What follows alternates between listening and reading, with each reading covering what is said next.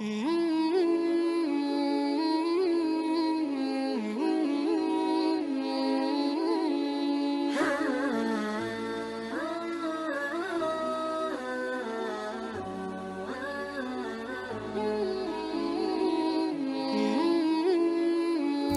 mulai teman-teman sekalian dengan berharap Allah berkahi. Kalau rumah tangga itu di dalam Islam adalah ajang pahala yang paling besar. Kata ulama, tidak ada dalam Islam ibadah yang umurnya dan panen pahalanya sebesar rumah tangga. Karena mulai akad nikah sampai cucu turun-temurun semuanya pahala. Mulai akad nikah, kita sudah naik di atas sebuah bahtera. Bahtera ini namanya rumah tangga. Mau kita sedang tidur, mau kita sedang makan, mau kita sedang duduk, intinya kita sedang berada di sebuah bahtera namanya rumah tangga. Itu per detiknya kita sedang menjalankan ibadah sebenarnya. Karena rumah tangga sendiri itu ibadah, perintah dalam agama. Kiat yang pertama, mempertahankan rumah tangga adalah rumah tanggamu adalah ibadahmu. Maka ikhlaskan niatmu karena Allah. Itu yang paling pertama memang. Teman-teman sekalian, ikhlaskan niat. Menikah itu jangan karena disuruh oleh orang tua. Jangan menikah karena terdesak. Jangan menikah hanya karena suka. Jangan menikah karena semua teman-teman sudah menikah, tinggal kita sendirian. Semua ini teman-teman harus dibuang jauh-jauh. Kalau Anda di sini yang hadir sudah menikah dan dulu salah satu penyebab nikahnya karena 4 hal atau 5 hal tadi yang saya sebutkan itu, maka detik ini diubah niatnya. Karena kalau orang niatnya hanya karena disuruh oleh orang tua, niatnya hanya karena teman-teman sudah terlanjur nikah, sudah terlanjur ada rasa suka, ya, atau semua teman-teman sudah menikah sementara kita belum, akhirnya terdesak harus menikah, ini semua tidak dinilai ibadah. Memang harus diniatkan, saya menikah karena perintah Allah dan Rasulnya. Sebagaimana kalau saya sholat karena perintah Allah dan Rasulnya. Sebagaimana kalau saya puasa Ramadan karena perintah Allah dan Rasulnya. Saya haji dan umrah karena perintah Allah dan Rasulnya. Karena niat ibadah itu berbeda.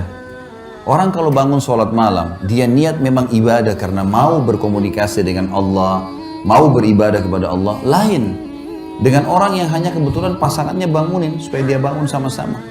Atau mungkin karena teman-temannya lagi kebetulan nginap, misalnya di satu tempat seperti ini, nginap, kemudian teman-temannya semua buat program bangun sholat malam, lalu dia ikut-ikutan. Beda sekali. Makanya harus diniatkan dari awal ibadah. Ada sebuah kata kunci dalam masalah ini. Semua yang berhubungan dengan kita teman-teman sekalian di muka bumi ini, tanda kutip ya, tanda kutip, adalah boneka-boneka yang sedang Allah titipkan. Saya bilang sama istri saya, dan saya juga sampaikan ke Bapak Ibu sekarang, saya juga sampaikan dalam pelatihan-pelatihan saya.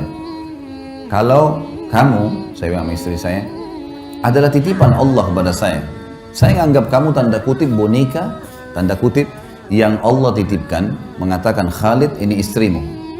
Didik dia, lindungi dia, berikan dia hasil keringatmu, nafkahmu. Karena saya, maka saya akan berikan pahala, kau masuk surga. Saya bilang sama istri saya, sebaliknya, kamu juga begitu. Kamu menganggap saya, tanda kutip, adalah boneka, tanda kutip ya, yang Allah titipkan. Ini suamimu ya, layani dia, cuciin bajunya, buatin masakannya, biologisnya, didik anaknya, jaga amanah rumahnya. Karena saya, kata Allah, saya kasih pahala, mati, masuk surga. Ini yang dimaksud dengan ibadah nih. Seperti itu kita memahaminya. Sehingga kita tidak pernah jenuh dalam menjalankan kewajiban. Coba bayangkan Bapak Ibu sekalian, di sini kita mulai dari bapak-bapak misalnya. Istri kita nggak pernah kita kenal sebelumnya. Begitu menikah, kita setengah mati banting tulang di luar sana, nagih utang, jual produk, bangkrut usaha, segala macam. Setelah selesai dapat hasil, kita tinggal kasih kepada istri kita. Dia yang makan, dia yang beli baju, dia yang menikmatinya. Kalau bukan karena niat ibadah, bisa saja seorang laki-laki bilang, siapa perempuan ini enak benar. Hasil keringat saya tiba-tiba langsung diambil saja. Satu sisi. Ibu-ibu juga bisa begitu. Begitu akad nikah, mungkin di rumah ayahnya tidak pernah bekerja. Tiba-tiba menikah, laki-laki yang tidak dikenal, cuciin bajunya, siapin sarapannya, layani biologisnya, segala macam. Hamil anaknya dia, spermanya dia. Kalau bukan karena ibadah, orang akan berpikir siapa laki-laki ini gitu. Makanya sering terjadi pertengkaran-pertengkaran dalam rumah tangga, kadang-kadang dengan hal-hal yang kecil saja, karena memang dari awal bukan niatnya ibadah.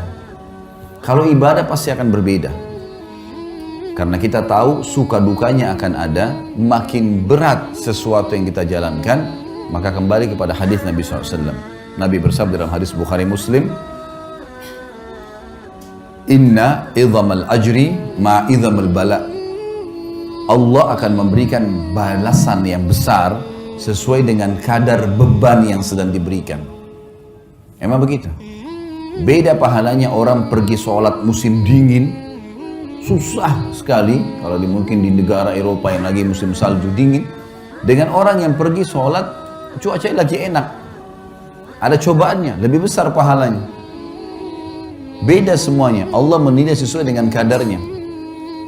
Kita menikah, ada cobaan, ada ipar, ada tetangga, ada mertua, mungkin ada cobaan-cobaan dari mereka. Tapi kalau niat ibadah, kita akan laluin. Karena ini semua ibadah. Saya tidak mungkin menikah dengan suami saya saja atau istri saya saja. Tapi saya juga tanda kutip menikah dengan keluarga mereka nih. Tidak mungkin dihapus status orang tuanya. Makanya banyak orang kalau tidak niat ibadah, mertuanya kalau datang, mungkin karena mertuanya cerewet misalnya, maka dia menganggap tidak usah datang deh. Bahkan tidak mau ikut sama suaminya atau sama istrinya kalau mengunjungin mertua. Bagaimana caranya kita hapus status mertua itu, status orang tua dari pasangan kita? Nggak mungkin. Bagaimana caranya kita hapus status saudaranya yang merupakan ipar kita? Selamanya itu status nggak bisa dihapus. Tidak ada mantan orang tua, tidak ada mantan saudara, gitu kan? Maka ada orang yang tidak bisa menerima ini hanya karena cobaan-cobaan yang ringan. Permasalahannya karena dia tidak jadikan ibadah. Mertua cerewet, ya sudah, konsekuensinya. Cobaan sedang ada, sederhana dalam Islam, sabar, terima sabar. Layani apa yang kita mampu, niatkan ibadah. Jadi mudah semua kalau ibadah itu. Ini kita dicerewetin segala, ya sudah, kita tenang aja. Ada yang kita perlu jawab, kalau enggak usah. Sabar itu adalah menerima takdir Allah. Kita bangun pagi, flu. Sabar, gimana caranya? Terima dulu flu itu sebagai takdir Allah, lalu kemudian ikhtiar, cari jalan keluar. Nah itu sabar. Berarti kita bukan berarti tidak sabar kalau kita malah ikhtiar. Kita menerima keadaan, kita nasihatin, coba kita layanin, bersabar. Allah maha melihat kok. Niatin ibadah ini penting sekali. Kalau sudah diniatin ibadah, semua akan mudah kita laluin. Semua akan mudah kita jalani. Kalau namanya ibadah, Bapak Ibu sekalian, pasti akan ada gangguan-gangguan. Karena syaitan musuh kita tidak mau ibadah itu berjalan. Pasti akan digoda. Ingat sabda Nabi SAW dalam hadis sahih, iblis, pemimpin syaitan, memiliki singgasana di lautan. Memiliki singgasana di lautan. Setiap hari anak cucunya melapor, saya baru membuat orang bertengkar, saya baru membuat orang berzina, saya baru membuat orang minum khamr, dan seterusnya. Sama iblis dianggap biasa, sampai datang anak cucunya yang mengatakan saya baru menceraikan suami istri.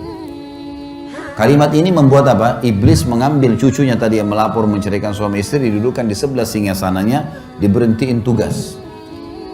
Artinya ini prestasi tertinggi. Sampai ulama mengatakan, kalau di luar rumah kita digoda dengan 10 syaitan, maka dalam rumah bisa 1000 syaitan. Bisa saja, mungkin karena istri terlambat buatin minuman, sudah cukup si suami marah, meninggalkan rumah dan tidak ngomong 2 hari. Bisa saja, suami lupa memberikan pesanannya istri, sudah cukup untuk bertengkar, 2 hari nggak ngomong, bahkan sudah bisa mengucapkan kalimat cerai. Godaan syaitan besar, karena ini ibadah. Kita kalau mau bangun sholat malam digoda sama syaitan, kau masih ngantuk, kau masih begini, kau masih begitu.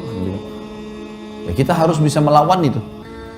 Karena syaitan hanya seorang marketing yang menawarkan produk dia, yaitu tinggalkan ibadah. Itu produknya, bagaimana dia bisikkan segala macam hal supaya kita tidak melakukannya. Jadi kita harus menjadikan rumah tangga kita adalah ibadah.